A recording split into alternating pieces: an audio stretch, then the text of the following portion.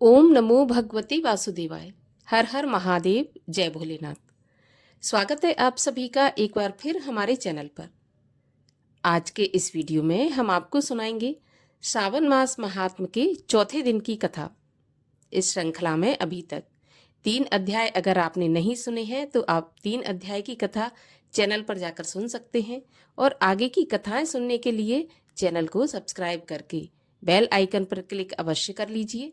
और आज की ये कथा अच्छी लगे तो एक लाइक अवश्य करिए, क्योंकि आपके लाइक से ही हमें ये पता चलता है कि आपको हमारा ये वीडियो पसंद आया है। तो चलिए अब आपको सुनाते हैं सावन मास के महात्म के चौथे अध्याय की कथा। भगवान सदाशिव ने श्री सनत कुमार जी से आगे कहा, हे ब्रह्मपुत्र, अब मैं तुम्हें धारण पारण व्रत के संबंध में बताऊंगा, सो तुम ध्यान पूर्वक सुनो। पूर्व प्रतिपदा तिथि को पुण्याह वाचन करवाने के बाद मेरे लिए व्रत करना चाहिए। एक दिन धारण और दूसरे दिन पारण करना चाहिए। धारण में उपवास तथा पारण में भोजन विहित है। व्रत करने वाले को मास की समाप्ति पर उद्यापन करना चाहिए। प्रथम श्रावण मास की समाप्ति में कीर्तन पुण्याह वाचन कराकर हे वत्स, आचार्य और ब्राह्मणों का वरण करना चाहिए। भगवान सदाशिव तथा भगवती पार्वती की सोने की प्रतिमा घट के ऊपर स्थापित करनी चाहिए और रात भर भक्ति द्वारा अर्चन करना चाहिए। रात को शिव महापुराण का श्रवण कीर्तन आदि करते हुए जागरण करना चाहिए। प्रातःकाल हवन करना चाहिए। त्रयंबकम यजामहे इस मंत्र से तिलों और चावलों की आहुति देनी चाहिए। षडक्षर ओम नमः शिवाय मंत्र से खीर की आहुति देनी चाहिए। फिर पूर्णाहुति देकर शेष कार्य समाप्त करना चाहिए। ब्रह्म भोजन करवाकर आचार्य का पूजन करना चाहिए। हे योगीश, इस प्रकार व्रत को करने से मनुष्य ब्रह्म हत्या जैसे पापों से भी मुक्त हो जाता है। इसमें रत्ती भर भी संदेह करने की जरूरत नहीं है। हे महाभाग, अब तुम श्रावण मास में उपवास की विधि सुनो।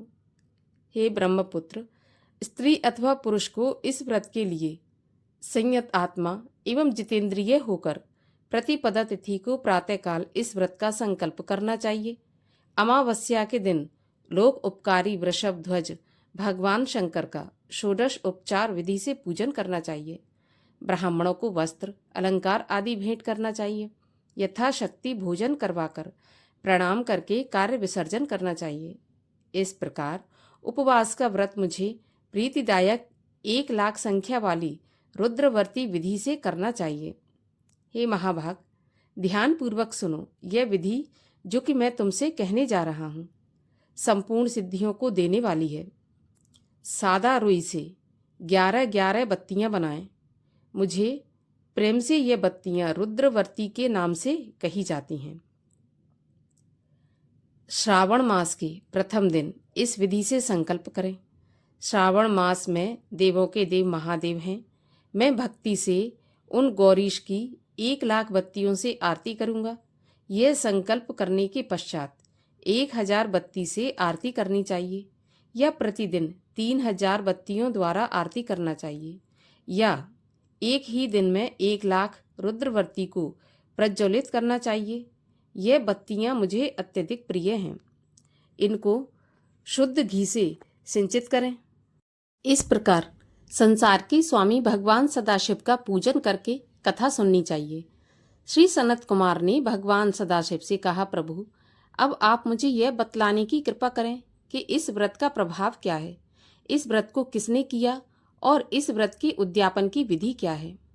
भगवान सदाशिव बोले, हे ब्रह्मा के सुपुत्र, मैं अब तुम्हारे सम्मुख इस व्रत को कहूंगा, सो ध्यान पूर्वक सुनो।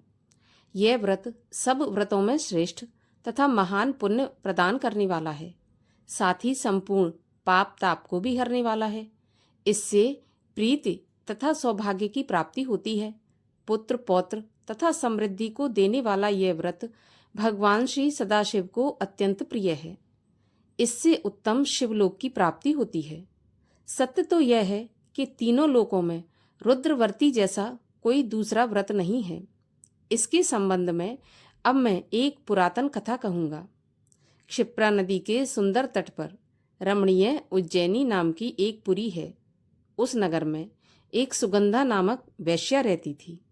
वैश्या ने संसार में अपने सूरत का अति दुसह 100 मोहर मूल्य लेने की प्रतिज्ञा की थी। उसने युवा पुरुषों तथा ब्राह्मण कुमारों को भ्रष्ट कर दिया था। बार बार बहुत से राजाओं तथा राजकुमारों को बिगाड़ा।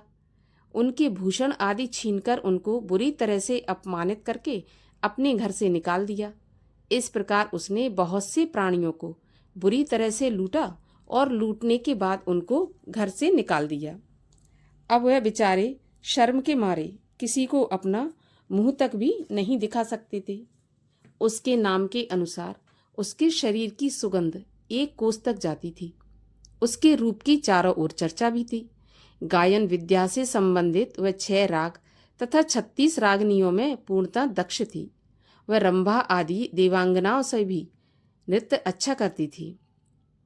चाल का तो यह हाल था कि हस्ती और हंस की चाल को भी मात करती थी। हे ब्रह्मपुत्र, एक दिन वह वैश्या क्षिप्रा नदी के तट पर गई और उसने कई ब्राह्मणों को भजन, जप, ध्यान, शिव अर्चन तथा विष्णु अर्चन में लीन देखा। हे योगीश, ब्राह्मण मंडल के मध्य में उसने महर्षि वशिष्ठ को ध्यान में संलग्न देखा। केवल उनके दर्शन से उसकी बुद्धि परिवर्तित हो गई। जीवन तथा विषयों में मन हट गया। उसने महर्षि को बारंबार प्रणाम करके अपने पाप कर्मों के नाश का उपाय पूछा। उसने कहा, प्रभु, मैंने आज तक बहुत पाप किए हैं। हे विपेंद्र, आप मुझे उन पापों के नाश का उपाय बताइए। भगवान सदाशिव ने श्री सनत कुमार से कहा कि महर्षि वशिष्ठ ने उस वैश्या की बात सुनकर उससे कहा, तुम मेरी बात ध्यानपूर्वक सुनो। मैं अब तुम्हारे सम्मुख उस उपाय को कहूँगा जिससे कि तुम्हारे समस्त पापों का नाश हो सकता है। हे भद्रे, तुम त्रैलोक के प्रसिद्ध वाराणसी में जाकर दुर्लभ रुद्रवर्ती नामक व्रत करो। यह व्रत महान पुण्य देने वाला तथा शिव की भक्ति में मन को लगाने वाला है। हे भद्रे, इस व्रत के करने से तुम्हारी उत्तम गति हो सकती है। भगवान सदाशिव ने श्री सनत कुमार से कहा, महर्षि वशिष्ठ के वचन सुनकर सुगंधा अपना खजाना, नौकर चाकर तथा मित्रों को लेकर काशीपुरी में पहुंच गई और उसने महर्षि के आदेश के अनुसार व्रत को किया। बस फिर क्या था, वह वैश्या पंच भौतिक शरीर को त्याग कर भगवान शंकर के शरीर में विलीन हो गई। जो स्त्री इस व्रत को करती है, वह जिस वस्तु की भी इच्छा करती है वह उसे अवश्यमेव प्राप्त होती है। हे सनत कुमार, अब तुम मणिक वर्तियों का महात्म सुनो। मणिक वर्तियों का व्रत करने से स्त्री मेरे अर्धासन की भागीदार होती है। वह स्त्री महाप्रलय के अंत तक मेरी प्रिया होकर निवास करती है। अब हे मुनि, मैं इस व्रत पूर्ति के लिए इसकी व्रत उद्यापन विधि बताऊंगा। मनुष्य को चाहिए कि पार्वती सहित भगवान श्री सदाशिव की प्रतिमा को स्थापित करें। भगवान सदाशिव की प्रतिमा सोने की तथा नंदी की प्रतिमा चांदी की होनी चाहिए। यथा विधि पूजन करके रात्रि में जागना चाहिए। प्रातःकाल नदी में स्नान करना चाहिए। भक्ति द्वारा आचार्य का वरण करना चाहिए। 11 ब्राह्मणों द्वारा घी, पायस एवं बिल्व हवन कराना चाहिए अथवा रुद्र सूक्त, रुद्र गायत्री या मूल मंत्र द्वारा हवन करना चाहिए। पूर्णाहुति कर आचार्य आदि की पूजा करके 11 सपत्नीक श्रेष्ठ ब्राह्मणों को भोजन करवाना चाहिए। इस प्रकार जो भी स्त्री व्रत करती है वह संपूर्ण पापों से मुक्त हो जाती है। यथा विधि कथा सुनकर स्थापित सामग्री, घट, प्रतिमा आदि आचार्य को समर्पित करनी चाहिए। जो ऐसा करता है उसे 1000 अश्वमेध यज्ञ के फल की प्राप्ति होती है। इस प्रकार चौथे दिन की कथा का समापन होता है। 5वें दिन की कथा सुनने के लिए चैनल को सब्सक्राइब अवश्य कर लीजिए, बेल आइकन पर क्लिक कर लीजिए और आज की कथा अच्छी लगी हो तो लाइक भी कर दीजिए।